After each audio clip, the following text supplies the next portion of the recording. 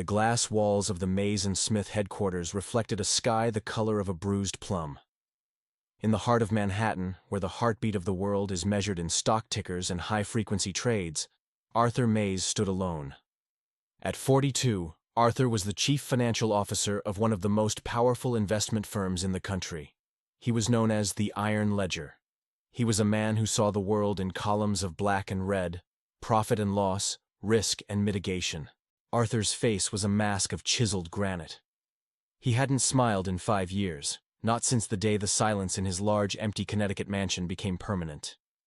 His life was a series of synchronized movements: the 5 a.m. workout, the bitter black coffee, the 12-hour shifts, and the solitary car ride home.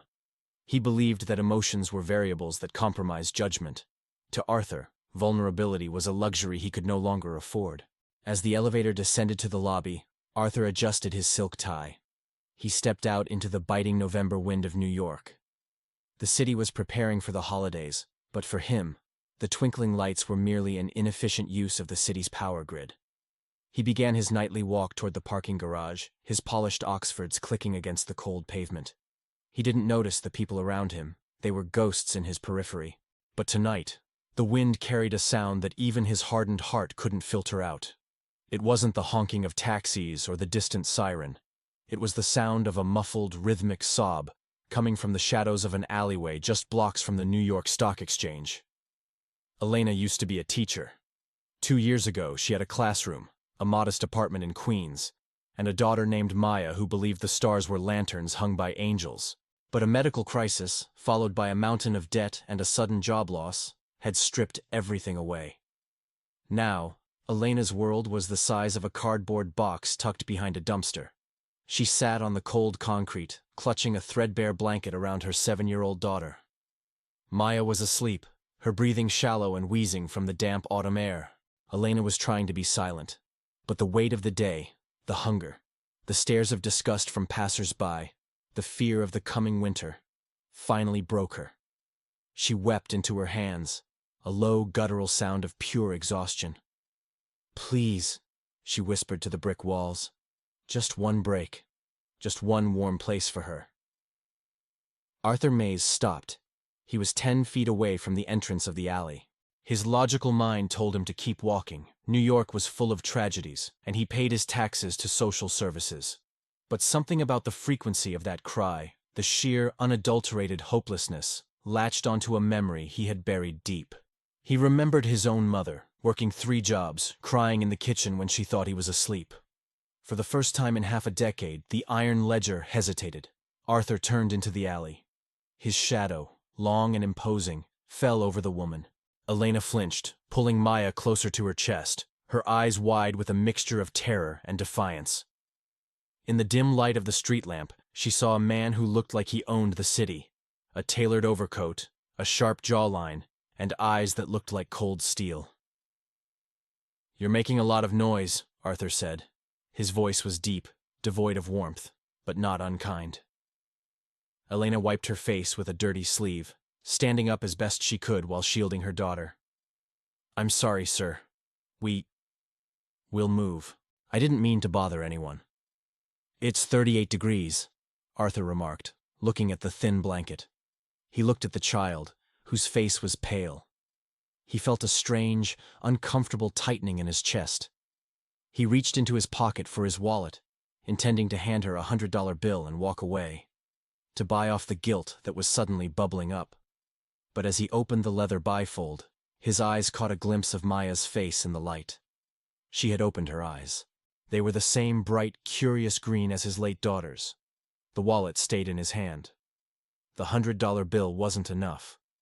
For reasons he couldn't explain, the math didn't add up. "What is her name?" he asked. "Maya," Elena whispered, her voice trembling. "She's sick, sir. I don't want money. I just need to get her somewhere dry." Arthur looked at the woman's belongings. Among the scraps of cardboard and a plastic bag of old clothes was a sturdy leather satchel, an oddity for someone in her position. It looked professional, though worn. "What's in the bag?" Arthur asked, his professional instinct taking over. Elena hesitated. "It's nothing. Just my past." "Show me," Arthur commanded. It wasn't a request, it was the tone he used in boardrooms. With shaking hands, Elena opened the satchel. Inside weren't drugs or stolen goods. It was a stack of meticulously organized papers, protected by plastic sleeves. Arthur took them, expecting to see old letters. Instead, he saw complex architectural blueprints and urban planning drafts. They were brilliant. They were designs for low-cost, sustainable housing, efficient, beautiful, and mathematically superior to the projects his firm was currently funding. "You did these?" Arthur asked, his voice losing its edge. "I was an architect before everything fell apart," Elena said, her voice regaining a sliver of pride. "I spend my days at the public library, using the computers to refine them. I thought maybe, if I could finish the proposal, I could get a job. But nobody looks at a resume with no address." Arthur looked from the brilliant plans to the shivering child. He realized that the woman crying in the alley wasn't just a victim of circumstance. She was a resource being wasted by a system he helped run. "My car is around the corner," Arthur said abruptly. Elena stepped back, her eyes narrowing. I'm not going anywhere with you." Arthur realized how he sounded. He took a breath, trying to remember how to speak to a human being instead of a subordinate. "My name is Arthur Mays. I am the CFO of Mays & Smith. I have an empty guest house on my property in Connecticut. It has heat, a kitchen, and a bed for your daughter." He saw the skepticism in her eyes. "Why?" she asked. "People like you don't even look at people like us." "Because," Arthur said, and for the first time his voice cracked. "Your daughter has her eyes, and because those blueprints, they are the first thing I've seen in 5 years that actually makes sense." He held out his hand. It wasn't an act of charity, it was an investment in a soul. Elena looked at Maya, who was shivering violently now. She looked at the hand of the man who never smiled. With a leap of faith that felt like jumping off a cliff, she took it. As they walked toward the black SUV, the snow began to fall, the first flakes of the season. But as the heater in the car hummed to life, the cold that had lived inside Arthur's chest for years began, very slowly, to thaw. The drive to Arthur's estate in Greenwich, Connecticut, was silent, save for the hum of the high-end tires against the wet asphalt. Elena sat in the back, her arms wrapped tightly around Maya, who had fallen into a deep, feverish sleep. She watched the Manhattan skyline shrink in the rearview mirror, replaced by the dark, skeletal trees of the suburbs. When they pulled through the massive wrought-iron gates of the Mays estate, Elena gasped. The main house was a monolith of glass and steel, cold and imposing. But Arthur didn't lead them there. He drove past the main structure to a smaller, charming stone cottage originally built for a groundskeeper. "This is yours for now," Arthur said, killing the engine. He didn't look back. He was still processing the impulse that had led him here. He helped them inside. The air was stale but warm. As Elena laid Maya down on the plush sofa, Arthur moved through the kitchen with stiff, unpracticed movements. He found a clean blanket and a bottle of water. "The pantry is stocked," he said, gesturing vaguely. "There is a medical kit in the bathroom. If she gets worse, my private physician is on speed dial." Elena looked at him, her face pale under the kitchen's recessed lighting. "Mr. Mays, I don't know how to thank you, but I have to ask, what do you expect from me?" Arthur paused at the door. He looked at the leather satchel Elena had refused to let go of. "I expect you to finish those blueprints. I'll see you at 8 a.m. Don't be late." The next morning, the iron ledger was back in his office, but the atmosphere had shifted. Arthur was distracted. He had spent the night staring at the ceiling of his vast, empty bedroom, wondering if he had finally lost his mind. Around 10 a.m., Marcus Smith, the senior partner, and a man who valued brand image above all else, entered Arthur's office without knocking. "Arthur, word travels fast," Marcus said, dropping a tablet on the mahogany desk. It showed a grainy photo taken by a paparazzo near the parking garage the night before. It showed Arthur Mays, the cold CFO, leading a disheveled woman and a child into his luxury SUV. "The tabloids are wondering if this is a PR stunt or a midlife crisis," Marcus sneered. "We are in the middle of the Brookfield merger. We cannot have the face of our financial stability looking compromised. Arthur didn't blink. She is a consultant, Marcus. I found a talent the industry overlooked. A consultant from an alleyway? Marcus laughed, a dry, humorless sound. Clean this up, Arthur. If she's still on your property by the end of the week, the board will start questioning your stability as our CFO. Arthur felt a spark of something he hadn't felt in years. Anger. Not the cold, calculated anger of a bad trade, but a protective fire. The board is welcome to try, he replied. When Arthur returned to the cottage that evening, the smell of toasted bread and herbs filled the air. It was a smell that didn't belong in his sterile life. Maya was sitting at the small table, her color back, drawing on a piece of printer paper with a pencil Elena had found. Elena was hunched over her blueprints, which were now spread across the dining table. "You're late," Elena said, not looking up. Arthur felt a strange twitch at the corner of his mouth. Not a smile, but the ghost of one. He walked over and looked at the papers. She had redesigned the structural load-bearing points for the low-income housing project Mays and Smith was struggling with. "The current model is too expensive because of the steel requirements," Elena explained, pointing to a series of complex calculations. "If you use this reinforced timber-concrete hybrid, you cut costs by 30% without sacrificing safety. It's more sustainable, and it creates better airflow." Arthur stared at the numbers. They were perfect. "You've solved a problem our engineering firm has been stuck on for 6 months." "I had a lot of time to think while I was sitting on the subway," she said quietly. For the first time, Arthur sat down. He didn't check his watch. He stayed there for 3 hours, arguing over load capacities and zoning laws. For 3 hours, he forgot he was a man who lived in a glass fortress of grief. The following days fell into a rhythm. Arthur would go to the city, fight off the board's inquiries, and return to the cottage. He started bringing Maya books and a set of real colored pencils. One evening, while Elena was in the shower, Maya wandered into the main house. Arthur found her in the hallway, staring at a framed photograph of a young girl with bright green eyes. "Is she your daughter?" Maya asked softly. Arthur stiffened. The pain was a physical weight. "Her name was Sarah," he managed to say. "Where is she?" "She went away, Maya. A long time ago." Maya looked at the photo, then at Arthur. She reached out and took his large, cold hand in her small, warm one. "My mommy says that when people are sad, they forget how to look at the sun. You have a very big house, but it's very dark, Mr. Arthur." Arthur looked around his multi-million-dollar foyer. She was right. It was a tomb. At that moment, he realized he wasn't just saving Elena and Maya from the cold. They were saving him from the silence. The peace was shattered on Friday. Marcus Smith arrived at the estate unannounced, accompanied by 2 private security guards. He didn't go to the main house. He went straight to the cottage. Arthur, hearing the car, ran from his study. He arrived just as Marcus was telling a terrified Elena to pack her things. "This little charity project ends now, Arthur," Marcus said, his face red. "The press has found out she was a homeless vagrant. The investors are spooked. I've drafted a severance agreement for her. She takes $50,000 and disappears, or you lose your seat as CFO."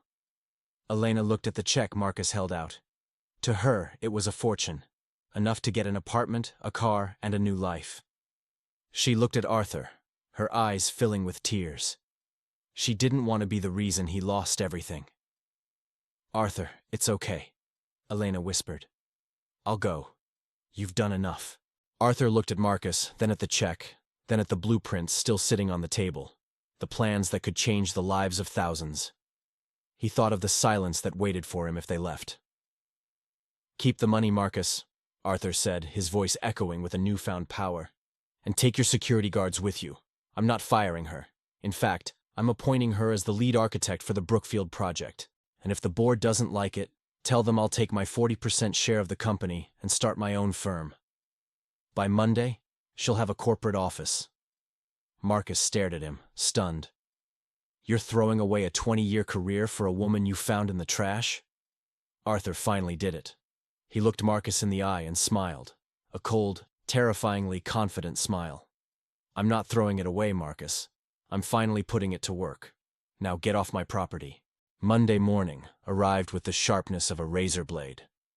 When Arthur walked into the lobby of Mays and Smith, he wasn't alone. Beside him stood Elena, dressed in a sharp charcoal gray suit Arthur had arranged for her over the weekend. She carried the leather satchel like a shield. Behind them, a nanny, hired by Arthur, took Maya to a prestigious private daycare. The whispers started the moment the revolving doors spun. In the elevator, the air was thick with judgment. Elena could feel the eyes of the junior analysts on her, scanning for the homeless woman they had read about in the morning tabloids. She gripped the strap of her bag until her knuckles turned white. "Head up," Arthur whispered, his voice a low vibration that only she could hear. "You don't owe them an explanation. You owe them the best design they've ever seen." When they reached the executive floor, Arthur led her not to a cubicle, but to an empty corner office with a view of the Hudson River. "This is your space," he said. "The Brookfield project meeting is at 2 p.m. Have your digital renderings ready." Arthur spent his morning in a war room. The board was in a frenzy. Stocks had dipped slightly on the news of his eccentric hiring choice. But Arthur sat at the head of the mahogany table, his face once again a mask of stone, systematically dismantling their arguments with cold, hard data. He was gambling everything on the belief that talent was the only currency that truly mattered. The conference room was filled with the city's top engineers and senior partners, all men who had spent decades in the industry. Marcus Smith sat at the far end, his arms crossed, waiting for Elena to fail. "The floor is yours, Ms. Smith," Marcus said, intentionally using his own last name as a jab, implying she was merely Arthur's puppet. Elena stood. Her heart was hammering against her ribs, a frantic bird in a cage. She looked at Arthur. He didn't nod. He didn't offer a smile of encouragement. He simply watched her with an intensity that demanded excellence. She began. At first, her voice was thin, but as she started explaining the hybrid timber-concrete load distribution, the passion that had kept her alive in the library and on the streets took over. She spoke of cost efficiency, thermal mass, and the psychological impact of natural light in low-income housing. Halfway through, the lead engineer, a man known for being a shark, interrupted. "This is theoretically sound, but the municipal codes in District 4 won't allow for this type of timber." Elena didn't flinch. "Actually, sir, the 2024 amendment to the New York Building Code, Section 602(4), specifically allows for mass timber in residential structures up to 12 stories if fire suppression systems are integrated into the core. My design exceeds those requirements by 15%. The room went silent. Arthur felt a surge of pride so strong it almost frightened him. Elena wasn't just surviving, she was conquering. By Wednesday, the project was gaining momentum, but Marcus Smith wasn't finished. He knew he couldn't fire Elena directly without losing Arthur, so he decided to break her spirit. He leaked Elena's former address, the specific street corner where she had slept, to a gossip columnist. By lunch, a group of aggressive reporters was camped outside the building. When Elena tried to leave for a meeting, they swarmed her, thrusting microphones into her face and asking questions about her manipulation of the CFO. Elena retreated into the lobby, trembling. She felt the old shame crawling back up her throat. She felt like the woman in the alley again, small, dirty, and unwanted. Just as she was about to bolt for the back exit, the crowd parted. Arthur appeared, not in his car, but on foot. He walked straight into the rain, through the reporters, and stood in front of Elena. He didn't address the press. He simply took off his $5,000 overcoat and draped it over her shoulders. "The car is waiting," he said loudly enough for the cameras to catch. "And for those of you wondering about her past, I suggest you look at her future. She's the reason this firm will still exist in 10 years. He walked her to the SUV, shielding her from the rain and the flashes. In that moment, the iron ledger was gone. He was a protector. That evening, the atmosphere at the cottage was different. It was Maya's 8th birthday. Elena had tried to keep it quiet, not wanting to ask for more than she had already been given.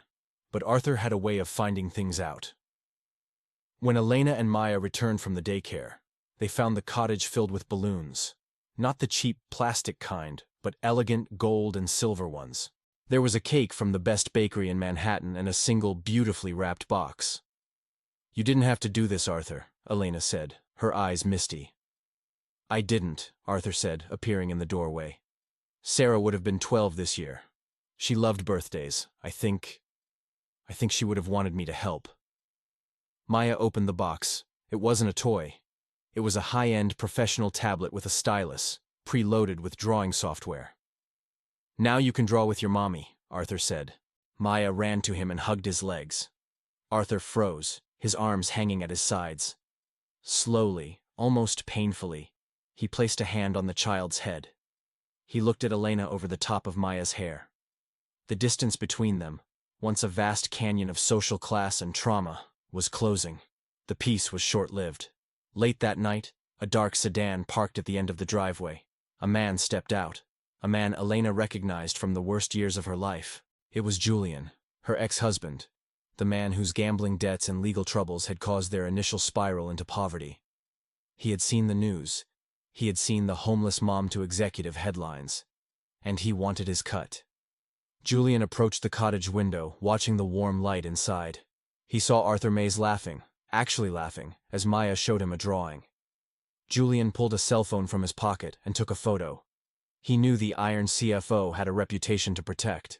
He knew that a scandal involving a kidnapping or a custody battle with a biological father would be enough to ruin the Brookfield project and Arthur's career.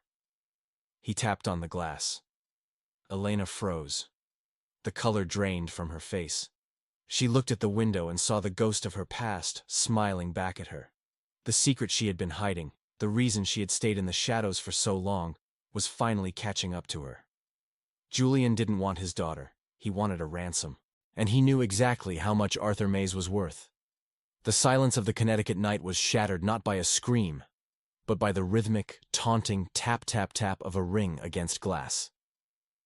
Inside the cottage, the air, which had been warm with the scent of vanilla and the soft sounds of Maya's cartoons, suddenly turned arctic.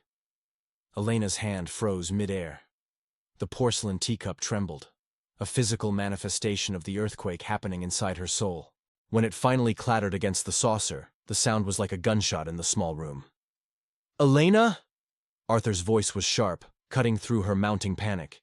He was a man trained to read micro-expressions on the faces of billionaires. He saw the raw, primal terror in hers instantly. "It's him," she whispered. The words felt like shards of glass in her throat. "Julian. He found us. I don't know how, but he found us." Arthur didn't ask for a biography. He didn't ask why she was afraid. He saw a threat, and the Iron Ledger did what he was built for. He neutralized it. He stood up, his 6'2" frame casting a long, protective shadow over the couch where Maya sat oblivious. "Stay here. Lock the back door," Arthur commanded. He stepped out onto the porch. The wind whipped his hair, but he didn't flinch. Julian stood there, a man who looked like a decayed version of a Wall Street success, wearing an imitation designer jacket that had seen better decades. He smelled of cheap cigarettes and desperation. "Nice place you got here, Mays," Julian sneered, his eyes darting to the luxury SUV in the driveway. "I saw the news. The CFO's new protege. Quite the fairy tale. But every fairy tale has a villain, right? Or in this case, a biological father who never gave up hope." "You didn't give up hope?" Arthur's voice was a low, dangerous growl. "You gave up your family. I've seen the police reports from Queens. I've seen the eviction notices. You didn't look for them when they were in a shelter. You looked for them when they were in a mansion." Julian pulled out his phone, the screen glowing blue in the dark. "The court of public opinion doesn't care about the past, Arthur. They care about the present. And the present looks like a powerful man keeping a young mother and her child in a secluded cottage. One exclusive interview from a concerned father, and your stock price drops faster than my credit score." Arthur stood perfectly still. In his mind, he was already calculating the cost. Not the financial cost, he had millions, but the emotional cost to Elena. If Julian went to the press, the scrutiny would destroy her fragile new confidence.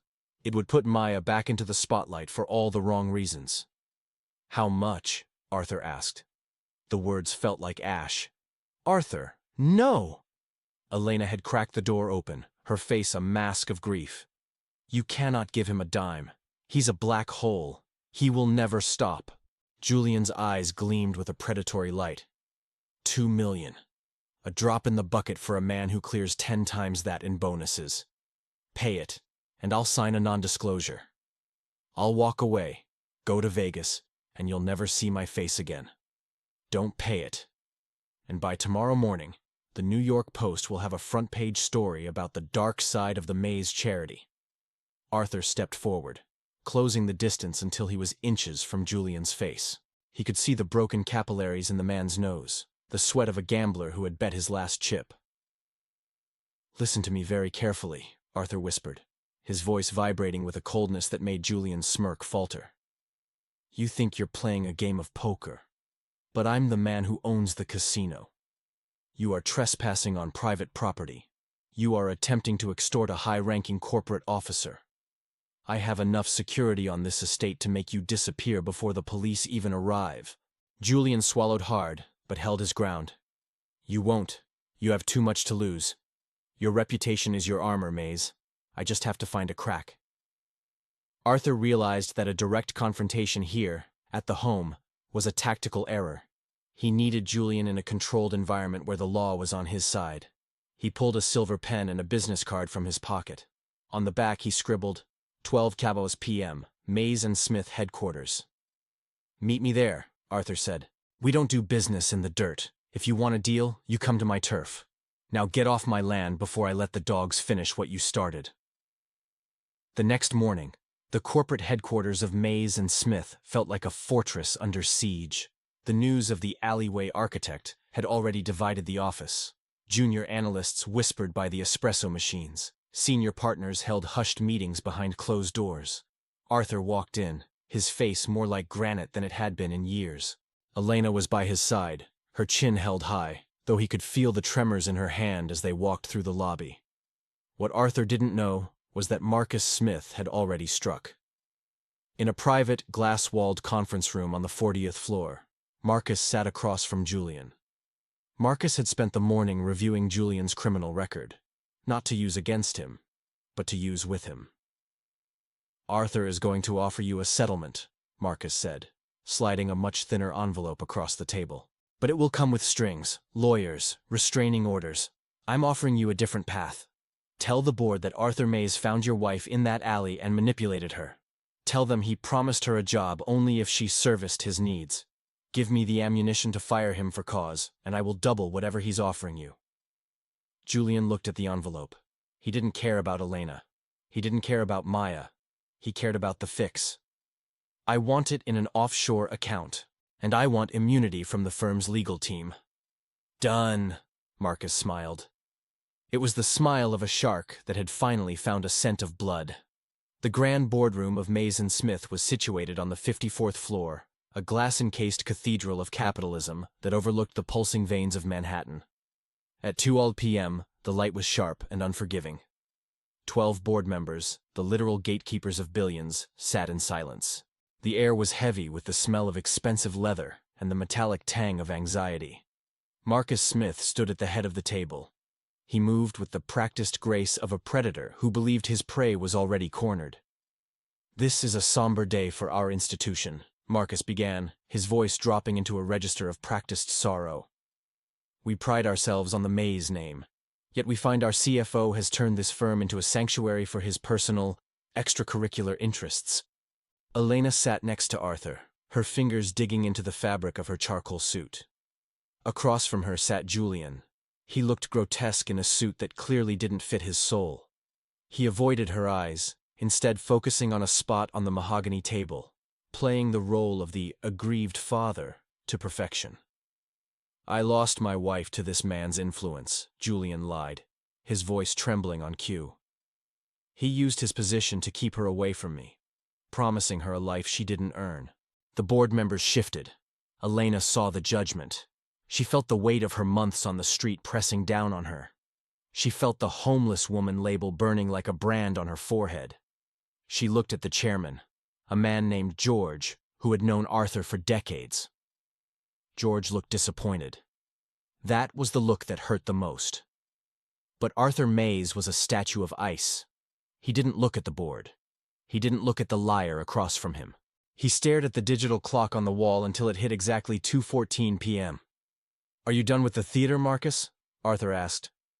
The room went silent. The coldness in Arthur's voice was so absolute it seemed to lower the temperature of the room. "Arthur, the evidence of your misconduct is he finished?" Arthur's voice didn't rise, but it carried the weight of a falling mountain. Arthur stood up. He didn't use a remote. He walked to the main terminal. "You like evidence, Marcus? Let's look at the ledger." The screen flared to life. It didn't show blueprints. It showed a map of digital footprints. This morning at 11:03 a.m., a shell company registered in the Cayman Islands, Smith Holdings Ltd., initiated a transfer of $500,000 to a digital wallet owned by Mr. Julian here. Julian turned ashen. Marcus's smug expression didn't just fade, it disintegrated. "And because I know how you operate, Marcus," Arthur continued, "I took the liberty of activating the security microphones in the lobby lounge. Let's hear what justice sounds like." The audio played. It was crisp. Marcus's voice. "Just say he forced her. Say he promised her the job for favors. You get the money and you walk. The firm will handle the rest." Julian's voice. "Make it $1 million and you have a deal." The recording stopped. The silence that followed was deafening. The board members looked at Marcus as if he were a contagion. George, the chairman, stood up, his face flushed with rage. "Marcus, you used company-connected accounts to bribe a witness? In this room?" Arthur didn't wait for Marcus to stumble through an excuse. He switched the slide. Now, the screen showed the Brookfield project. While Marcus was buying lies, Elena Smith was engineering the truth, Arthur said, turning to look at Elena with a look of such profound respect it made her breath catch. "Her timber concrete hybrid model has been verified by the City Planning Commission this morning. By utilizing her structural innovations, we aren't just saving $64 million. We are building the first carbon-neutral skyscraper in the history of this city. We are no longer just an investment firm. Thanks to her, we are the future of urban development." Arthur leaned over the table, his eyes locked on Marcus. "You tried to destroy a woman because she was poor. You forgot that wealth isn't what you have in the bank. It's what you have in your mind. Security is waiting outside, Marcus. I suggest you go before the FBI arrives to discuss your wire fraud." The fallout of the boardroom battle didn't just stay within the walls of Mays and Smith. It rippled through the entire financial district. The image of Marcus Smith, the man who once held the strings of half of Manhattan's real estate, being led out in handcuffs was the lead story on every news outlet. But for Arthur and Elena, the media circus was just noise. They had moved beyond the need for public vindication. A month later, the city was gripped by a true New York winter. The sky was a sharp, crystalline blue, and the air was so cold it felt brittle. At the Brookfield site, located near the edge of the Hudson, the wind whipped off the water with a ferocity that made the massive construction cranes groan. Arthur stood at the very edge of the foundation pit. He was unrecognizable from the man who had walked into that dark alley weeks ago. Gone was the perfectly tailored Armani suit, and the impenetrable expression of a man who calculated human lives like interest rates. Today, he wore a heavy salt-and-pepper wool coat, a thick scarf tucked into his collar, and mud-flecked work boots. He watched the steam rising from the heavy machinery, a massive scar in the earth that represented not just a building, but a rebirth. He felt the crunch of gravel behind him. He didn't need to turn around to know it was Elena. Her presence had become a permanent frequency in his life. "The trucks are lined up all the way to 10th Avenue, Elena said, stepping up beside him. She held a roll of blueprints protected by a plastic sleeve. The official blue seal of the New York City Building Department sat prominently on the top page. 6 in the morning, Arthur. We pour the core. By next Christmas, this will be the tallest sustainable structure in the hemisphere." Arthur turned to look at her. The wind had turned her cheeks a bright, healthy pink. There was a light in her eyes that no amount of corporate stress could dim. "I spent 20 years thinking that the goal of this city was to build things that reached the clouds," Arthur said, his voice low and gravelly. "I thought success was measured in height and square footage. But standing here, looking at what you did, I realize I was just building monuments to my own loneliness." He reached out and took her hand. His palm was warm against her glove. "You didn't just redesign a project, Elena. You redesigned me." As they stood there, a small figure emerged from the heated trailer nearby. Maya, wrapped in a bright purple parka and wearing a child-sized yellow hard hat that kept slipping over her eyebrows, came charging toward them. "Look! Look!" she shouted, waving her tablet. Arthur lifted her effortlessly, swinging her onto his shoulder. She held the screen out for them to see. It wasn't just a drawing anymore. It was a vision. She had used her new software to create a 3D model of the garden in the sky. In her child's imagination, the building wasn't made of steel, but of light. She had added a swing set on the 60th floor and a waterfall that cascaded down the glass. "It's perfect, Maya," Arthur laughed. The sound was rich and authentic, a sound that startled a group of nearby ironworkers who had only ever known him as the Iron Ledger. "Is the secret garden going to be real?" Maya asked, her green eyes wide with hope. Arthur looked at Elena, then back at the child. "Yes, it's going to be very real. And there's one more thing." He reached into his coat and pulled out a small velvet box. He didn't go down on one knee. This wasn't about a performance for a crowd. He simply opened it, revealing a ring that held a stone the color of the Hudson at sunrise. "I don't want to just be the man who gave you a job," Arthur said to Elena. "I want to be the man who helps you build a life. A real one. Where we don't have to hide, and where the silence in the house is filled with your voice and Maya's drawings." Elena's breath hitched, a small cloud of vapor in the cold air. She didn't look at the ring. She looked at the man who had seen her in the shadows and chose to step into them with her. "Yes," she whispered. 1,000 times, yes. As the sun began to dip behind the New Jersey skyline, painting the clouds in shades of violet and gold, the three of them stood at the edge of the pit. In the distance, the lights of the city began to flicker on, thousands of tiny lanterns in a forest of stone. The secret was never about the money Arthur had, nor the brilliance Elena possessed. The secret was the bridge they built between two worlds that should have never met. In the heart of New York, a city known for its coldness and its iron ledgers, a new foundation was being poured. It was a foundation built on the belief that no one is ever truly lost. They are simply waiting for someone to stop, to listen, and to remember that the most beautiful skylines are the ones we build for each other.